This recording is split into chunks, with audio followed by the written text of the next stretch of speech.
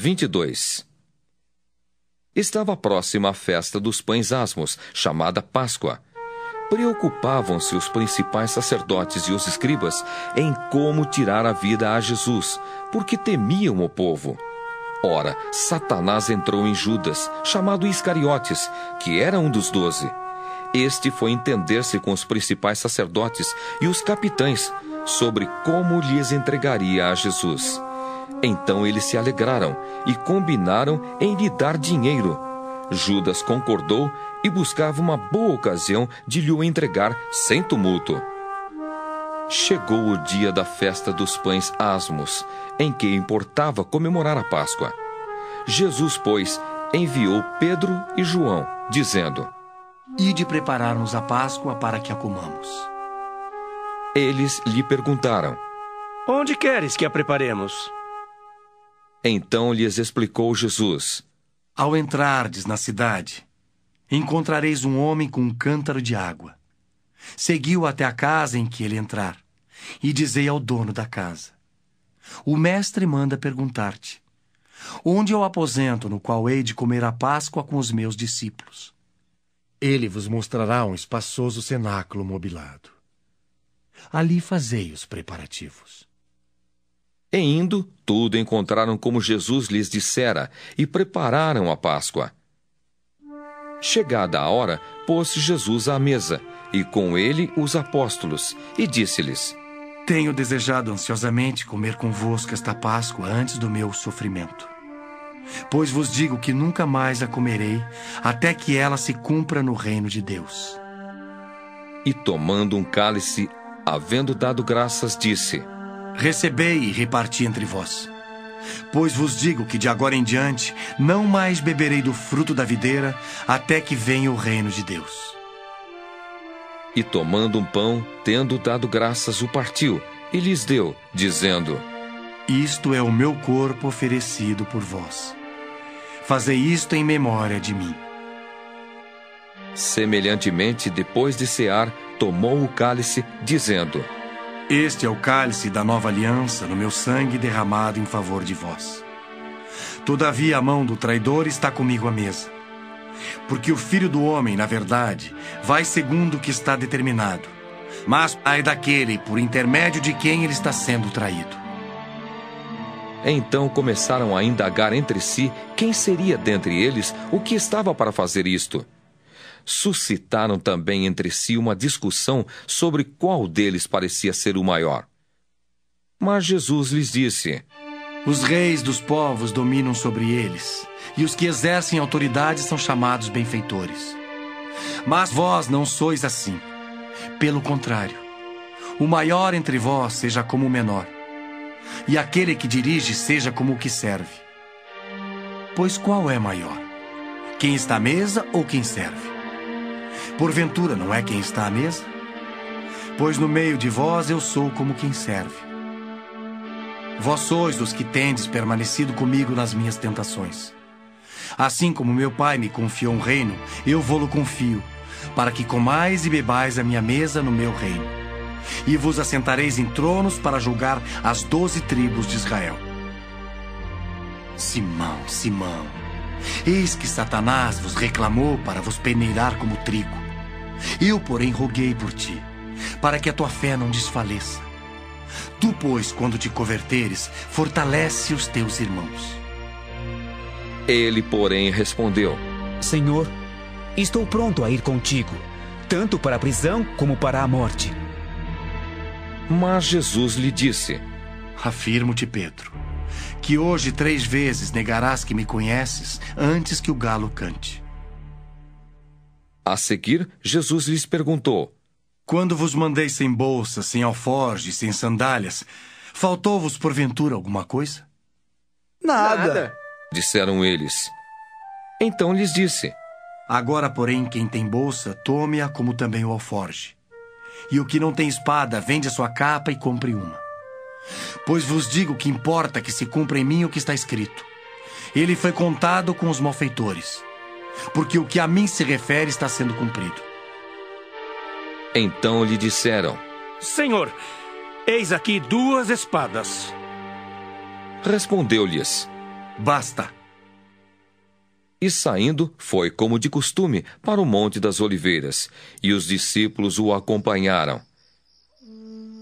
Chegando ao lugar escolhido, Jesus lhes disse: Orai para que não entreis em tentação. Ele, por sua vez, se afastou cerca de um tiro de pedra e de joelhos orava, dizendo: Pai, se queres, passa de mim este cálice. Contudo, não se faça a minha vontade, sim a tua. Então lhe apareceu um anjo do céu que o confortava, e estando em agonia, orava mais intensamente. E aconteceu que o seu suor se tornou como gotas de sangue caindo sobre a terra. Levantando-se da oração, foi ter com os discípulos, e os achou dormindo de tristeza, e disse-lhes: Por que estáis dormindo? Levantai-vos e orai para que não entreis em tentação. Falava ele ainda quando chegou uma multidão, e um dos 12, o chamado Judas, que vinha à frente deles, aproximou-se de Jesus para o beijar. Jesus, porém, lhe disse: Judas, com um beijo traís o Filho do Homem? Os que estavam ao redor dele, vendo o que ia suceder, perguntaram: Senhor, feriremos a espada? Um deles feriu o servo do sumo sacerdote e cortou-lhe a orelha direita. Mas Jesus acudiu, dizendo: Deixai, basta. E tocando-lhe a orelha, o curou. Então, dirigindo-se Jesus aos principais sacerdotes, capitães do templo e anciãos que vieram prendê-lo, disse: Saístes com espadas e porretes como para deter um salteador? Diariamente estando eu convosco no templo, não pusestes as mãos sobre mim. Esta, porém, é a vossa hora e o poder das trevas. Então, prendendo-o, o levaram e o introduziram na casa do sumo sacerdote. Pedro seguia de longe. E quando acenderam fogo no meio do pátio e juntos se assentaram, Pedro tomou lugar entre eles. Entre mentes, uma criada, vendo-o assentado perto do fogo, fitando-o, disse: Este também estava com ele. Mas Pedro negava, dizendo: Mulher, não o conheço. Pouco depois, vendo-o outro, disse: Também tu és dos tais. Pedro, porém, protestava: Homem, não sou. E tendo passado cerca de 1 hora, outro afirmava, dizendo: Também este verdadeiramente estava com ele, porque também é galileu. Mas Pedro insistia. Homem, não compreendo o que dizes. E logo, estando ele ainda a falar, cantou o galo. Então, voltando-se o Senhor, fixou os olhos em Pedro, e Pedro se lembrou da palavra do Senhor, como lhe dissera: Hoje 3 vezes me negarás antes de cantar o galo. Então Pedro, saindo dali, chorou amargamente. Os que detinham Jesus zombavam dele, davam-lhe pancadas e, vendando-lhe os olhos, diziam: Profetiza-nos! Quem é que te bateu? E muitas outras coisas diziam contra ele, blasfemando. Logo que amanheceu, reuniu-se a assembleia dos anciãos do povo, tanto os principais sacerdotes como os escribas, e o conduziram ao sinédrio, onde lhe disseram: Se tu és o Cristo, dize-nos. Então Jesus lhes respondeu: Se vou-lo disser, não o acreditareis. Também, se vos perguntar, de nenhum modo me respondereis. Desde agora estará sentado o Filho do Homem à direita do Todo-Poderoso Deus. Então disseram todos: Logo, tu és o Filho de Deus? E ele lhes respondeu: Vós dizeis que eu sou. Clamaram, pois: Que necessidade mais temos de testemunho? Porque nós mesmos o ouvimos da... Queridos espectadores, vamos fazer um estudo dessa palavra que nós vimos do capítulo 22 de Lucas. Queridos, aqui no capítulo 22 de Lucas, Lucas descreve os últimos instantes do ministério do Senhor Jesus. Aqui no capítulo 22, queridos, nós vamos ter a revelação do poder das trevas. O Senhor Jesus vai identificar aqui o poder das trevas. E nós vamos entender qual o significado do poder das trevas, qual o significado do que representa o Senhor Jesus e daquilo que Deus tem para a vida dos homens. Aqui no capítulo 22 de Lucas, nós vamos fazer uma análise da essência da vontade de Deus sobre a vida dos homens. Há uma deliberação, uma liberdade que Deus dá aos homens, há uma ação proposta para que Satanás e seus demônios, nosso Deus dá uma liberdade, né, em função daquilo que está escrito na palavra de Deus. Então, aquilo que já está profetizado, nosso Deus permite que o diabo faça algumas coisas na vida dos homens, aqui não na deliberação simplesmente do homem, mas Deus dá essa deliberação do céu para que Satanás traga o poder das trevas sobre a vida dos homens. Nós vamos entender isso que é muito importante para nós, queridos, porque o homem, ele acha que Deus, né, o homem natural, ele acha que Deus é bom e que Deus não permite o mal e que o homem se revolta contra Deus quando acontece alguma coisa na vida deles de desgraça, entendeu? Mas é preciso nós entendermos, querido, que sobre a face da terra existem ações do homem, do diabo e da presença de Deus na vida dos homens. Então, você tem que fazer a opção.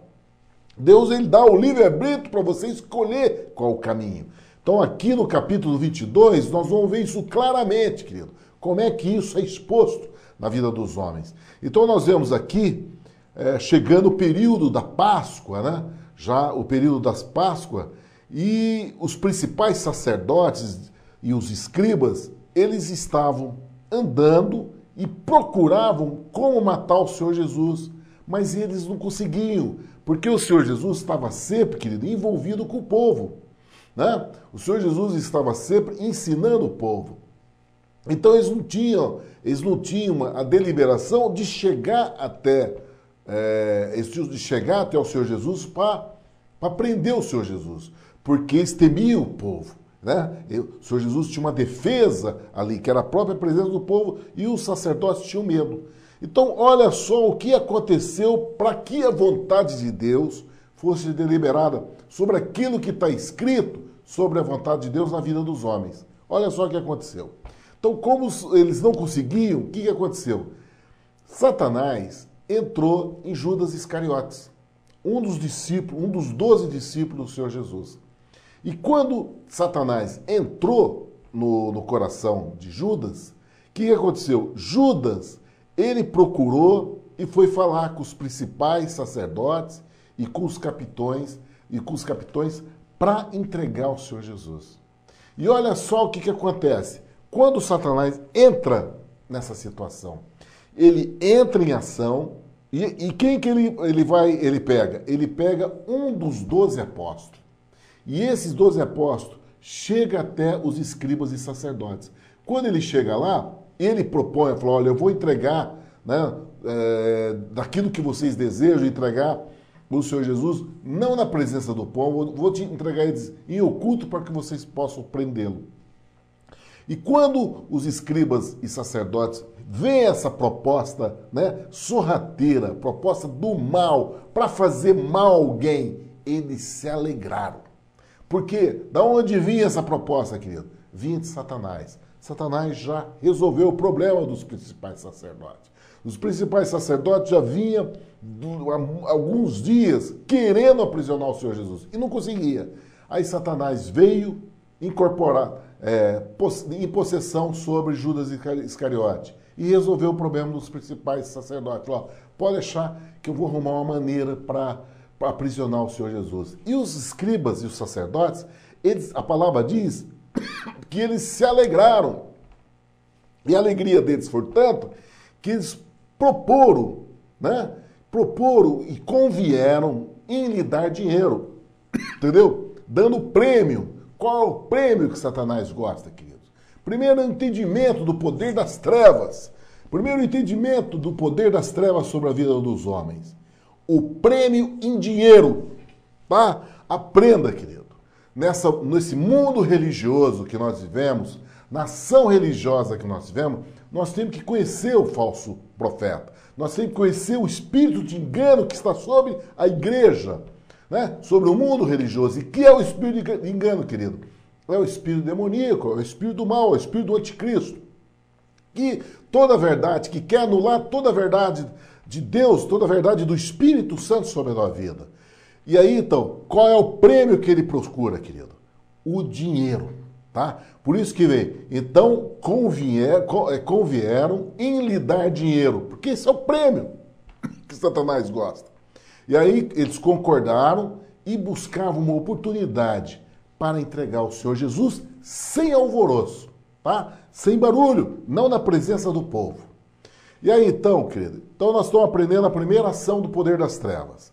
Aí conta a passagem que tem paralelo a essa situação, quando o Senhor Jesus está conversando com os apóstolos, Judas está tendo essa reunião com os sumos sacerdotes de uma possessão demoníaca, uma possessão satânica, como nós estamos vendo aqui. Mas o Senhor Jesus, paralelo a essa ação do inferno, o Senhor Jesus propõe, os apóstolos chegam para ele, porque já chegou a Páscoa, né? Chegaram no momento da Páscoa, o Senhor Jesus mandou Pedro e João ir preparar a Páscoa para que eles possam comer da Páscoa. E aí o Pedro e João falaram, mas nós vamos preparar onde, Senhor? Onde é que nós vamos preparar? E o Senhor Jesus dá sempre o ensino, querido, de que nós devemos andar na palavra dele. Se você andar em cima da palavra do Senhor Jesus, querido, sua vida vai tudo bem. Vai dar tudo certo com você. As coisas vão dar certo. Os projetos que o Senhor Jesus estabeleceu para a tua vida, de promessa para a sua vida, todas elas vão ser cumpridas se você andar conforme o Senhor Jesus determina para a tua vida. E foi assim que aconteceu com Pedro e João. O Senhor Jesus mandou eles, vocês vão até a aldeia, né, entra na cidade, e você vai encontrar um homem levando um cântaro de água e segue-o até entrar. E quando você chegar naquela casa, aquele homem que está com o cântaro de água na cabeça, você chama o dono da casa, né, o chefe da família, e diz, o mestre te diz, onde está o aposento que hei de comer a Páscoa com os meus discípulos? Então ele te mostrará um grande cenáculo mobiliado e aí fazer os preparativos. Então Pedro e João foram conforme o Senhor Jesus tinha dito. Eles foram em cima da palavra do Senhor Jesus. E se cumpriu exatamente como o Senhor Jesus tinha dito. Por isso estou falando para vocês, querido.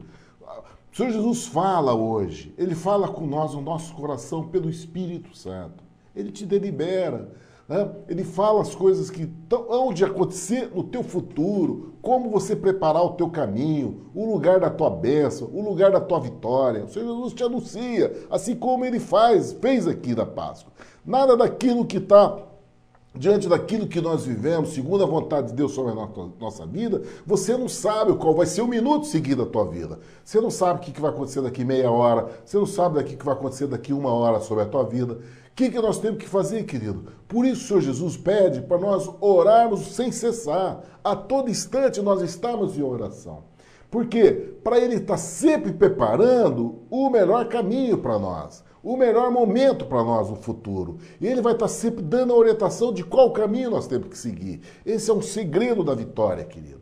Por isso que o Senhor Jesus nos dá a percepção disso, para nós entendermos qual é a trajetória do nosso caminho. Porque eles tinham que reunir para a Páscoa. E o Senhor Jesus já tinha essa Páscoa preparada, assim como tem na nossa vida. Já tem um cenáculo, já tem um lugar preparado, um lugar mobiliado, para tudo aquilo que nós temos na nossa vida. Há um preparo do nosso Deus, do nosso futuro. A palavra de Deus diz que Ele vai à frente, Ele vai à nossa frente. O que significa isso, querido? Ele vai estar preparando esse lugar para nossas vidas, em todos os sentidos de nossa vida, no trabalho, na relação com a nossa família, na relação com a igreja, em todos os nossos caminhos.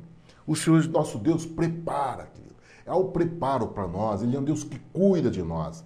Ele diz que é um Deus zeloso, que gosta, que é galardoador daqueles que amam. Né? Daqueles que amam a ele, ele é galardoador. Tá? O que nós temos que fazer é deliberar na fé essa confiança que nós temos nele. Que por isso que o Senhor Jesus nos chama para nós olharmos para o céu, nós levantarmos nossa fronte, nós não vivemos cabisbaixo, murmurando, reclamando da circunstância, não, querido. Olhar para o céu, saber que ele é um Deus que nos conduz em caminho de vitória. Ele é um Deus que tudo coopera para o bem daqueles que amam a Deus. Por quê, querido? Porque mesmo você passando por circunstâncias difíceis, você vai se colocar na presença de Deus e na fé você vai deliberar a bênção que Deus tem para a sua vida, as promessas que Ele tem para a sua vida. É esse caminho que nós temos que andar. Foi isso que aconteceu aqui, o exemplo que nós temos que fazer. Porque o Senhor Jesus, querido, é a nossa Páscoa. Ele é a nossa alegria, querido. Ele é a razão da nossa vida. Então ele aqui, com a convivência com os apóstolos, ele mostrando como é que as coisas acontecem em nossas vidas. Porque Pedro e João, né, como homem natural, eles não sabiam que passo eles iam dar. Quando o Senhor Jesus falou, vamos preparar a ceia, vamos preparar a Páscoa, para que a comamos. Eles não sabiam o que fazer. E aí o Senhor Jesus falou, vai nessa situação, vai e ore, busque, Senhor. Foi que Pedro e João fizeram. Senhor, onde quer que a preparemos? Isso é uma postura de oração. Senhor, onde quer que preparemos? E aí, através do Espírito Santo do teu coração, o Senhor vai te deliberar naquilo que você tem que fazer. E foi aquilo que aconteceu. Então o Senhor Jesus, depois de preparar a mesa, né, e estava ali os 12 apóstolos, aí Judas já tinha voltado à convivência com os apóstolos. E olha só como é que se faz esse encontro, querido. Aqui nós vemos que, alguns versículos anteriores, Lucas escreve que Satanás Lucas escreve, entrou, porém, Satanás em Judas, que tinha sobrenome Iscariotes, o qual era o número dos 12. Era o número dos 12. Ele era o 12º discípulo, querido. Ele era era do número dos 12. Então, aqui na Páscoa, o Senhor Jesus vai tomar essa Páscoa com os discípulos deles e com Satanás em Judas. Olha só qual é a relação que Deus tem com o mundo das trevas, querido. Qual a relação que Deus tem com os homens? O que eu quero dizer para você, querido? Porque Deus, o nosso Deus, ele não se arrepia na presença do diabo. Por isso que nós temos que ter essa sabedoria. Porque muitos ficam gritando, né, anunciando, expulsando, quando o diabo, Satanás, é uma criatura de Deus. Assim como tem a árvore, assim como tem os animais, todos são criaturas de Deus. O que nós temos que fazer, querido, é entender qual é o nosso lugar. Porque o diabo sabe que é o lugar dele, Deus já deliberou o lugar dele. E o lugar dele vai ser lago de enxofre e ranger de dentes. Vai ser fogo eterno. Esse lugar é deliberado para ele. Agora, qual é o teu lugar, querido? É isso que nós temos que entender. Porque não adianta você ficar gritando, pá, sai, quando você tem que ser mudado. Você que tem que entender qual é o teu lugar nos santos, qual é o teu lugar na chamada dessa palavra, do caminho de salvação. É isso que nós temos que entender. Então, nós vemos aqui, nesse relato, nós vemos o Senhor Jesus tendo um encontro de uma ceia, né, da Páscoa, com os discípulos, e um dos seus discípulos estava incorporado um espírito maligno, na qual tem o nome de Satanás. E aí então o Senhor Jesus diz, olha só a relação, querido, como nosso Deus é poderoso, ele está acima dessas questões. Ele sentou com eles e chegou e não havia nele nenhum sentimento de revolta, porque ele sabia que tinha que ser cumprido isso. Né? Ele sabia que tinha que ser cumprido isso, porque já estava escrito. Né? Uma coisa que os apóstolos não entenderam com relação a isso. O que é que está escrito, que é determinado e que não tem como fugir dessa situação, porque já está escrito. Então o Senhor Jesus diz, desejei muito comer convosco esta Páscoa, antes que eu padeça. Olha só que amor, querido. Ele demonstrando que desejava comer essa Páscoa antes que padeça. porque ele sabia que aquele momento era uma coisa gloriosa para nossas vidas. Nosso Deus sabia o significado dessa Páscoa com nossa relação de igreja do Senhor. Olha que coisa maravilhosa. Mesmo na presença do inimigo. Nosso Deus não tem que fazer nada oculto, escondido, não. Tem que expulsar Satanás para ele falar com os discípulos. Não, ele fala abertamente. Ele não tem segredo, querida. A palavra de Deus está aberta a todos que têm ouvido espiritual para ouvir. O segredo é você crer, porque está tudo aberto, está tudo descortinado diante do homem. Não tem mistério. O mistério é o homem que determina. É o seu coração que vai determinar o mistério. Então o Senhor Jesus diz, olha, como me alegro, né, que eu venha comer convosco essa Páscoa antes que eu padeça. Porque eu vos digo que não comereis mais até que dela se cumpra no reino de Deus. O que ele quer dizer com isso, querido? Que o Senhor Jesus ia reservar esse momento que ele teve com os apóstolos, né? Onde ele comeu essa Páscoa, onde ele ia estar comendo essa Páscoa. Ele ia reservar uma lacuna. Ele ia dar um tempo onde ele não ia comer mais a Páscoa, até que ela se cumpra no reino de Deus. Sabe o que é isso, querido? Assim como o Senhor Jesus teve um anseio de comer a última Páscoa quando ele estava no final do ministério dele em carne. Antes que como ele diz, antes que eu padeça, antes que ele padecesse, ele ansiava por essa Páscoa. Eu quero te dar uma garantia pelo amor que Deus tem por nossas vidas, pelo amor que o Senhor Jesus tem por nossas vidas.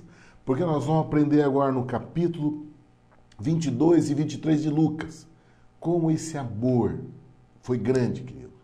Como esse amor foi grande, um amor de dor, de sofrimento, despojar totalmente da vida dele, do reinado dele e deixar o poder das trevas agredi-lo e sapatear em cima dele, por amor a nós. Por amor a nós, para mostrar a nossa significância diante das trevas, diante dos homens, o que representa a fé, como Deus valoriza isso, como ele anseia pelo momento de estar conosco no reino de Deus, quando vai se estabelecer a ceia do Senhor. Assim como ele diz que desejou muito comer convosco, falando a respeito dos apóstolos. Assim, o Espírito Santo diz ao nosso coração, como ele deseja comer conosco no dia do reino do céu, está comendo conosco nas bodas do Cordeiro do nosso Deus. Querido, como o nosso Deus anseia por esse momento. Por isso, querido, e sabe por que isso não aconteceu ainda? Para nós nos estabelecermos na salvação, querido. Porque o Senhor Jesus quer salvar muitos. E para haver salvação, é preciso que haja arrependimento, é preciso que haja conversão de vidas, que haja o senhorio do Senhor Jesus se faça sobre a vida do homem. Aí, então, o Senhor Jesus, demonstrando esse amor, ele tomou um cálice e, dando graça, disse, tomai e reparti entre vós, porque vos digo que já não bebereis do fruto da vida, até que venha o reino de Deus. Ele repetindo novamente, olha, eu não vou tomar mais do fruto da vida, até que o tenha de novo, quer dizer, nós com ele, lá nas bodas do Cordeiro, novamente, ele diz, olha, eu não vou tomar, essa lacuna que ele abre, querido, na relação da convivência conosco, na relação da convivência conosco. Sabe o que significa essa lacuna, querido? Dessa última ceia que ele teve com nós, com os apóstolos que representavam nós, né? Que é a igreja do Senhor Jesus. Porque ele vai dizer a respeito disso, né? O que significa, o que significou os discípulos dele. Então ele diz, olha, dessa lacuna aqui com os discípulos, até a ceia do Senhor das bodas do Cordeiro, há um espaço, há uma lacuna. Ele diz que não vai tomar mais vinho, ele diz que não vai comer mais essa ceia até que se cumpra no reino do céu. E essa lacuna, querido, começou nesse momento onde ele ia para a cruz. E aí, abre essa lacuna, que é a nossa vida, querido. É a nossa vida que tem que estar diante do nosso Deus. Assim como ele se sacrificou, querido. Assim como ele foi como propiciação do nosso pecado. Nesse espaço de lacuna, nós temos que nos inserir nele. Como nós entrarmos nessa lacuna de espaço que o Senhor Jesus ele fez, para que nós também nos neguemos a nós mesmos, que nós também fazemos mesma obra da cruz. Por isso que ele diz, aquele que quiser vir após mim, negue a si mesmo, pegue a sua cruz e siga-me. O que é pegar a sua cruz, querido? É essa determinação. É de você, que a sua carne, a vontade, os desejos da sua carne, não tenha mais domínio sobre você. O que vai dominar sobre você, querido, é a palavra de Deus inserida no teu coração. Porque ele diz, aquele que quiser ganhar a vida, perdê-la-á. Mas quem perder a sua vida por amor a mim, por amor a essa palavra, por seguir essa palavra, por obedecer essa palavra, ele diz, ganha-la-á, dizendo respeito à vida. Querido, essa é a lacuna que o Senhor Deus abriu com o Senhor Jesus na questão da ceia. E nós estamos inserindo nisso. Mas ele diz, querido, olha só, ele completa. Depois ele tomou o pão, havendo dado graça, partiu e disse, esse é meu corpo, que vos é dado, fazei isso em minha memória. Querido, quando ele faz o corpo dele partido, quando ele partiu o pão, ele cita aquilo como o corpo dele partido. É aquele gesto que ele fez na cruz do Calvário por nós, que o corpo dele foi partido por amor a nós. Porque através de ter partido esse pão, né, o corpo dele ser partido, ele disse que ali haveria a propiciação do nosso pecado. Querido, aqui é um poder tremendo disso, querido. Há um poder tremendo na vida do pecador. Porque toda a nossa redenção, querido, o Senhor Jesus anuncia aqui. Porque ele diz, semelhantemente tomou o cálice depois da ceia, dizendo, este é o cálice, é o novo testamento no meu sangue que é derramado por vós. Mas eis que... E aí naquele momento que ele delibera o sangue derramado, né, na cruz do Calvário para perdão de nosso pecado, o corpo partido, o sangue derramado na cruz, ele dá a seguinte palavra, no mesmo instante, no mesmo ato, ele diz, mas eis que a mão do que me trai, eis que a mão do que me trai está comigo à mesa. Querido, essa é a conotação muito forte, querido, para nossas vidas. Porque no mesmo instante em que a cruz do Calvário tem um significado poderoso de libertação, de cura, de vida eterna sobre a nossa vida. Mas o Senhor Jesus denuncia aqui que nesse mesmo instante o Satanás, ele tem a mão sobre a mesa. Ele tem a mão sobre essa mesa. E esse é o cuidado que nós temos que ter. Porque qual é a mão que Satanás tem sobre essa mesa da ceia do Senhor, querido? A mão que Satanás tem sobre essa ceia do Senhor é tentar anular essa obra poderosa que o Senhor Jesus Cristo fez sobre a nossa vida. Porque se você não tiver fé nessa obra, querido, é a mão de Satanás sobre a nossa vida. E isso não permite a tua salvação. Isso não permite a obra que ele fez por você. Por isso que o Senhor Jesus, na hora, ele denunciou. Né? Ele denunciou isso. Falou, no mesmo instante que ele partiu o pão, que ele tomou o vinho e demonstrou o que significava aquilo. O corpo partido, o sangue derramado, mas no mesmo instante ele denuncia, falou, a mão do que me trai está sobre a mesa. Querido, nós temos que ter essa percepção, querido. A percepção de nós não deixarmos o diabo roubar a nossa fé em cima dessa libertação que o Senhor Jesus fez por nós na cruz do Calvário. A cruz do Calvário, querido, o corpo dele partido, o sangue do Senhor Jesus derramado, significa perdão de pecado. O diabo não pode roubar isso de nós. E a mão dele está sobre a mesa do Senhor. Por isso você tem que tomar cuidado, querido. Não deixa, pela incredulidade, você perder isso que o Senhor Jesus fez por nós. O Senhor Jesus fez uma obra poderosa na cruz do Calvário sobre a nossa vida. E a única coisa que impede o poder de Deus de transformação, de cura, de perdão de pecado, é se você não crê nessa obra. Por isso você tem que estar atento. E o Senhor Jesus já denunciou isso nesse dia. E aí então, queridos, quando acontece isso, o Senhor Jesus diz, na verdade, o Filho do Homem vai segundo está determinado, mas ai daquele homem por quem é traído. Querido, isso essa traição aqui, querido, não diz respeito só a Judas Iscariotes. Não diz respeito só a Judas Iscariotes. A traição, querido, é daqueles que, conhecendo essa verdade, sabendo o que significa essa cruz do Calvário, o que significa o poder da cruz do Calvário, a traição é daqueles que negam esse poder pela incredulidade. Mesmo conhecendo, mesmo tendo a revelação, segue caminhos de incredulidade. Não reconhecendo essa obra poderosa, colocando como insignificante e voltando à vida do pecado, e voltando à vida do velho homem. Isso é traição, querido. É trair uma obra poderosa que o Senhor Jesus fez por nós. E nós vamos saber o que significa isso. O que o Senhor Jesus Cristo, o que o nosso Senhor Jesus Cristo fez por nós. Porque, olha só o relato, né? E agora ele vai demonstrar o que ele fez. Por que nós temos que estar atentos a esse cuidado? Né? E aí, no instante que o Senhor Jesus estava falando isso, que ele estava falando a respeito dessa situação do corpo dele ser partido, do sangue dele ser derramado.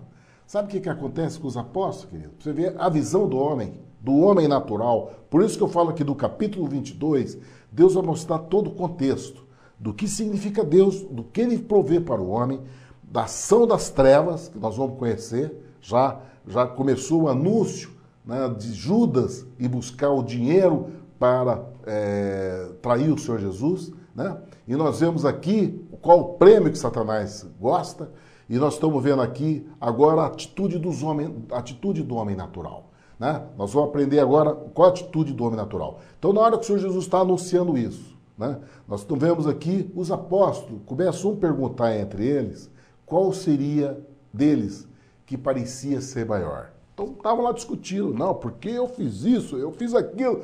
Eles estavam discutindo qual que era o maior. Né? Falando, e para eles chegarem a parecer ser maior, eles estavam se legislando em causa própria. Eles estavam se gabando daquilo que eles faziam, do que eles fazem, de quem tem maior proximidade de Jesus. Não, porque eu tenho mais, eu converso mais com Deus. O Senhor Jesus me chamou para isso, o Senhor Jesus me chamou. Eles estavam se gabando daquilo que eles eram, né? Daquilo que tinha acontecido com eles. Essa é a condição do homem natural, querido. Porque o homem natural aprende no mundo, e o Senhor Jesus vai explicar isso.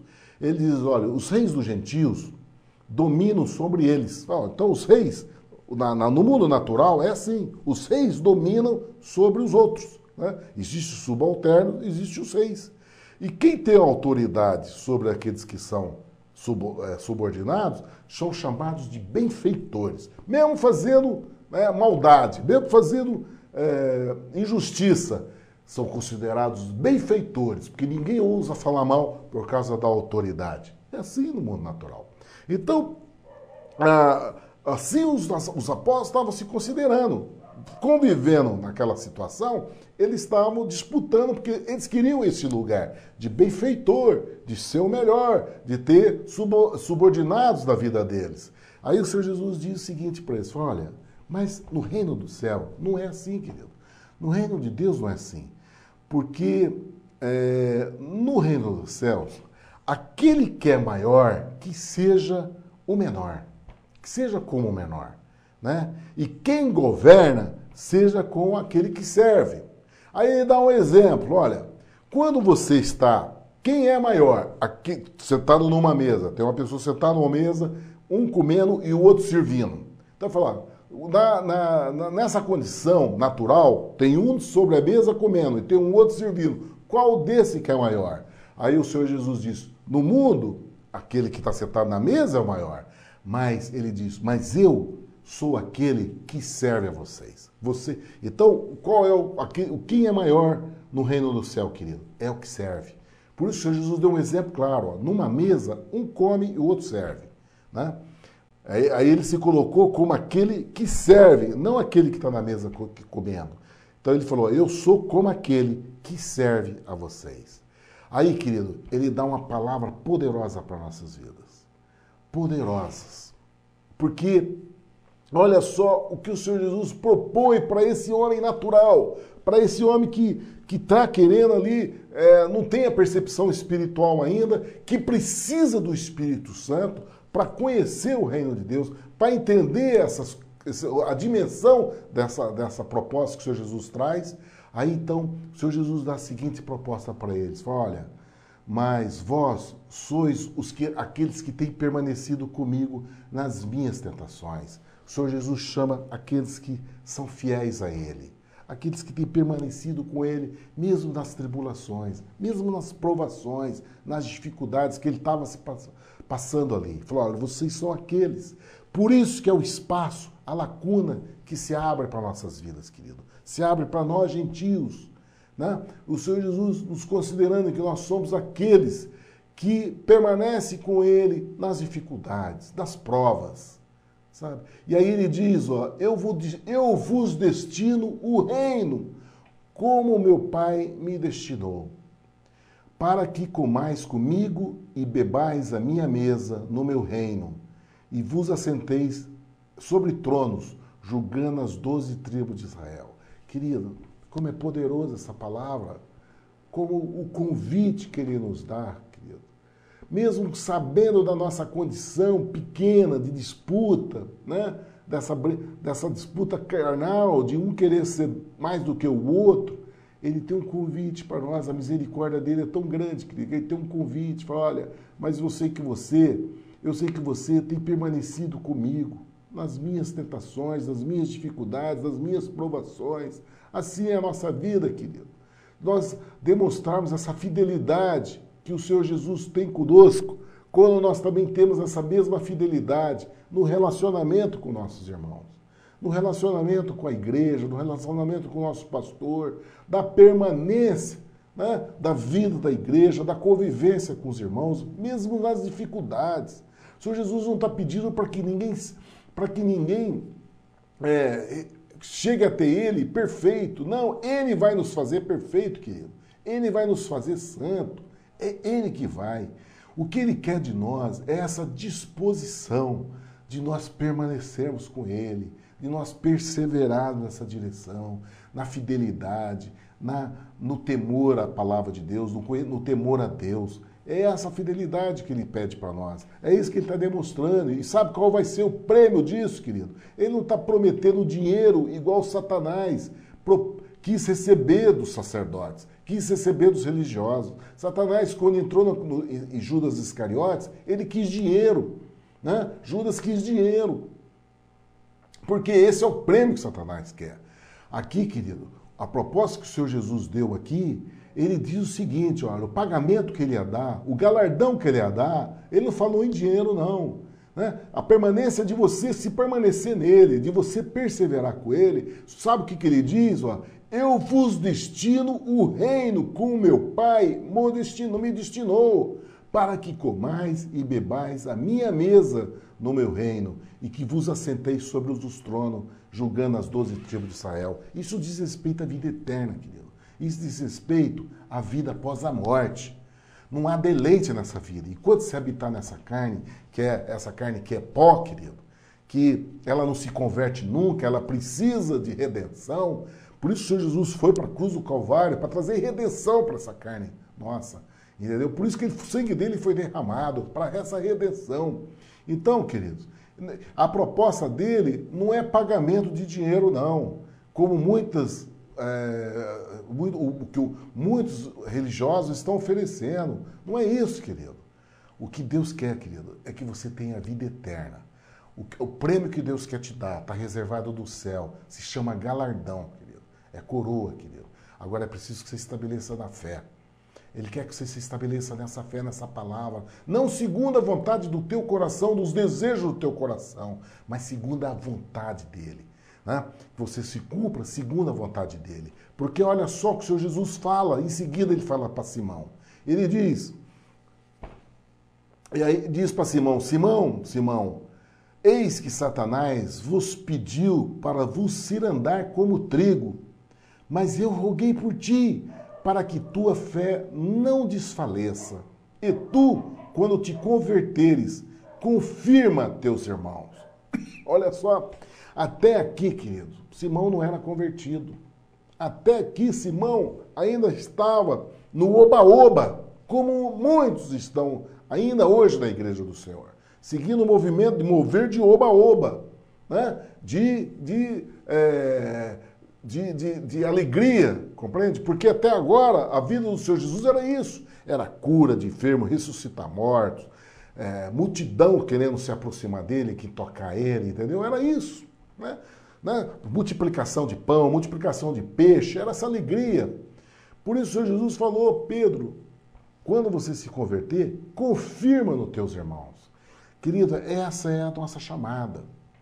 Porque quando nós nos estabelecemos em Jesus, na fé, na conversão, e quando nós nos estabelecemos no amor ao nosso irmão, honrando nossos irmãos como a gente gostaria que a honra fosse para nós, mas nós não damos a nós damos ao nosso irmão. Quando nós fazemos isso, querido, nós fazemos aquilo que o Senhor Jesus falou, tá?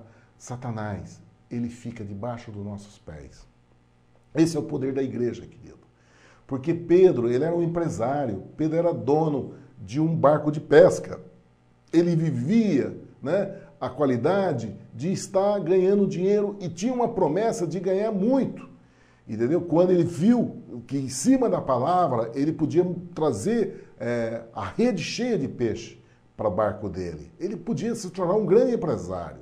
Aí foi quando o Senhor Jesus orou por ele, porque Satanás quis peneirar Pedro como trigo. Né? Peneirar e cirandar como trigo, como o Senhor falou na palavra.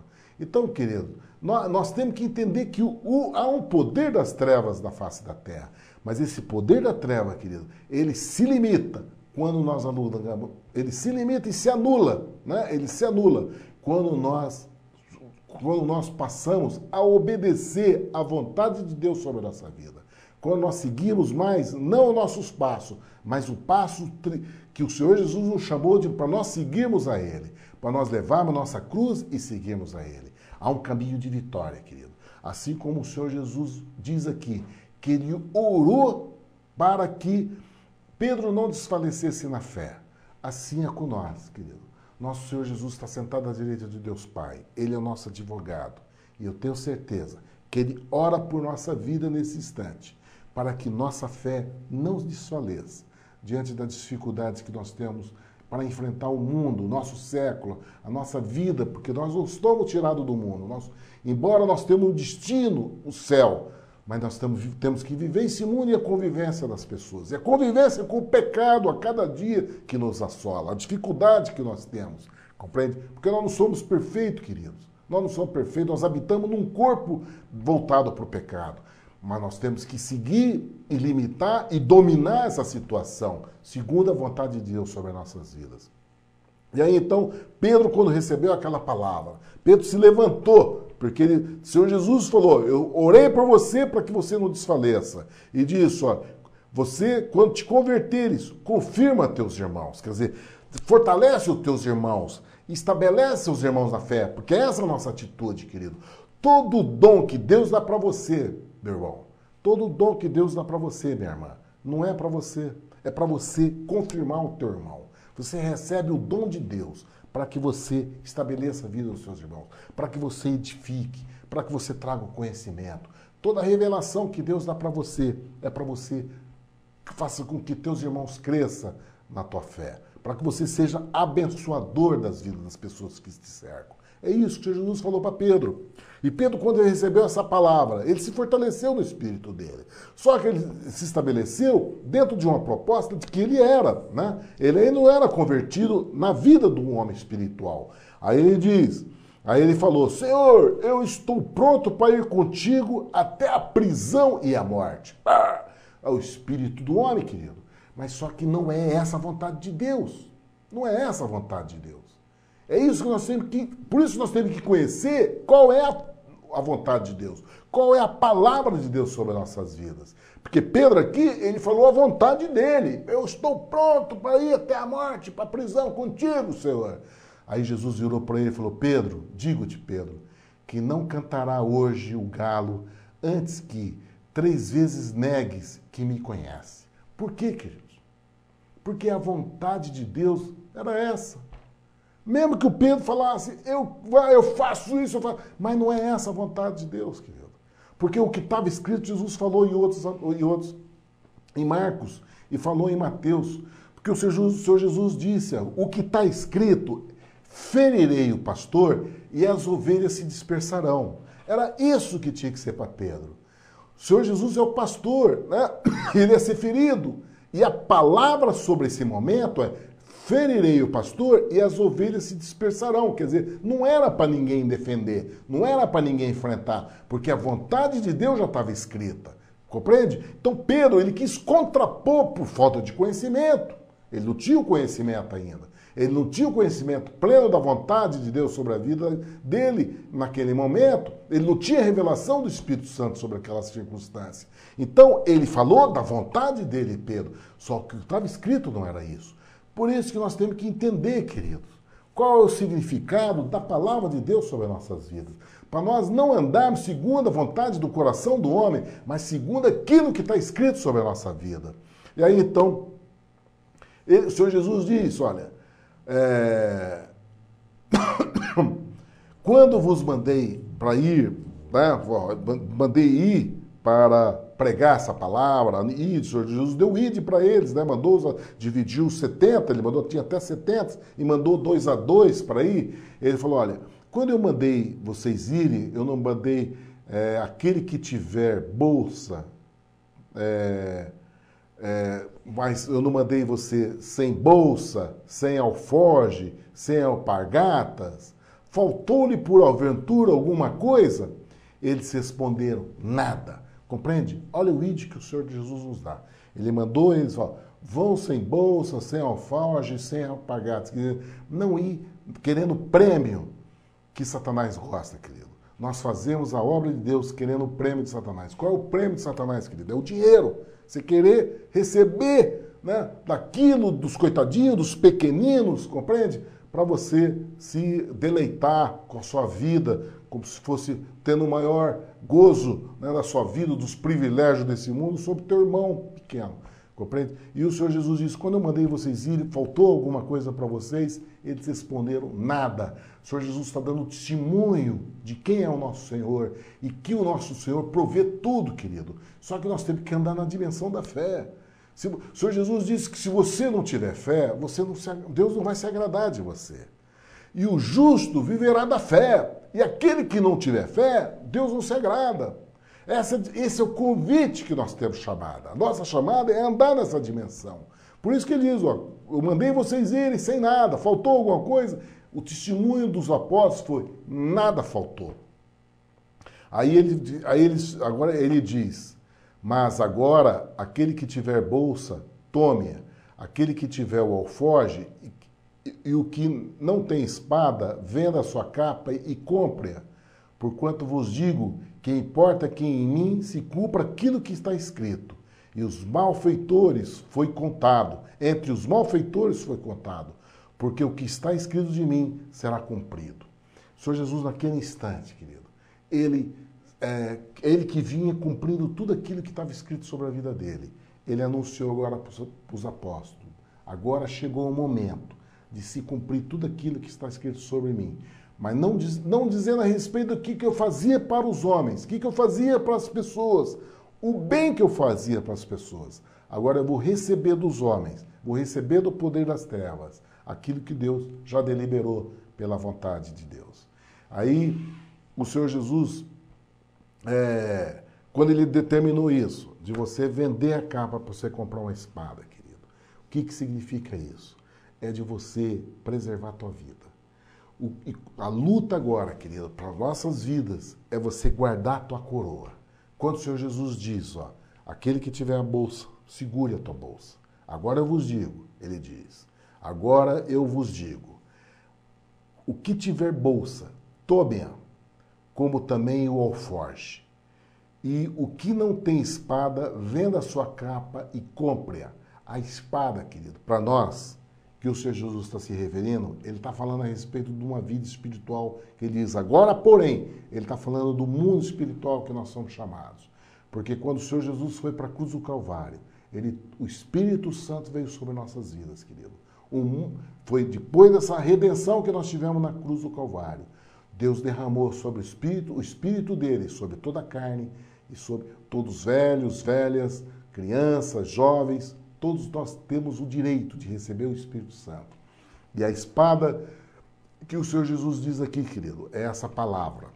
Porque em Hebreus diz que essa palavra, ela é afiada como espada alguma de dois gumes, que penetra até a divisão da alma e do espírito, e apta para discernir os intentos apta para discernir os pensamentos e os intentos do coração. Essa palavra que vai entrar dentro de nós, que vai penetrar dentro de nós e separar juntas e medulas, compreende? Separando a intimidade da nossa vida, lá no ser nosso interior, que ele diz juntas e medulas, isso fala da intimidade, da nossa própria existência de vida, porque na medula óssea é onde se estabelece toda a célula que dá vida às nossas vidas, que forma as hemácias, que dá a nossa oxigenação em toda a célula e todo sobre o nosso corpo. Então é uma intimidade nossa. Essa palavra penetra lá na intimidade da nossa existência como ser, como indivíduo. Essa palavra penetra. Por isso que ele diz entre juntas e medulas, lá na intimidade das nossas células. Essa palavra penetra.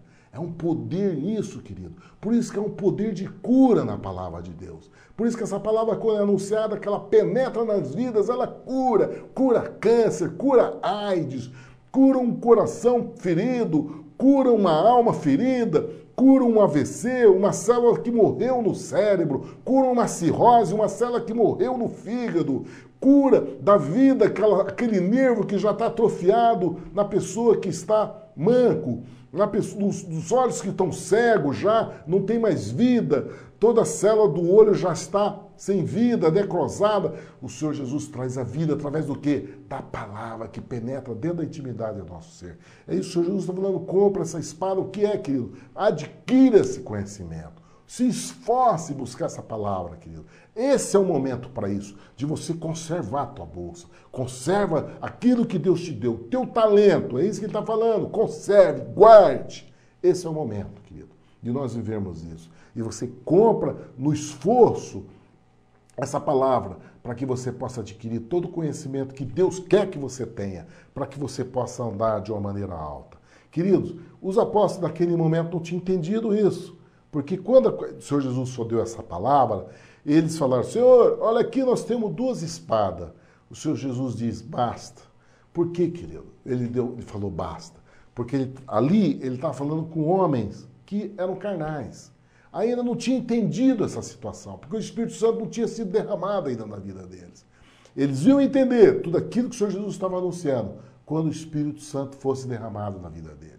Querido, há uma palavra profunda em Mateus 22. Há uma palavra de um conhecimento muito forte aqui, querido. Até então nós estávamos vendo o Senhor Jesus ali falando com os apóstolos, dando um ensino e falando com Pedro a respeito das coisas. Há muita coisa para nós aprendermos aqui. Por isso, querido, eu não quero desgastar e prolongar muito nesse estudo do capítulo 22, porque ele é muito extenso. E eu quero então fazer um convite para vocês, para nós continuarmos amanhã a segunda parte do estudo do capítulo 22 de Lucas, para que nós tenhamos um conhecimento pleno na profundidade. No capítulo da segunda parte, querido, nós vamos ver o Senhor Jesus no Getsêmani, o Senhor Jesus sendo preso, sendo julgado, e aquele momento em que Pedro negou ele 3 vezes. Há uma profundidade nisso, né? Há uma profundidade no conhecimento disso, que eu quero fazer um convite a vocês para que nós continuemos esse estudo amanhã, a segunda parte do capítulo 22 de Lucas, se assim Deus nos permitir.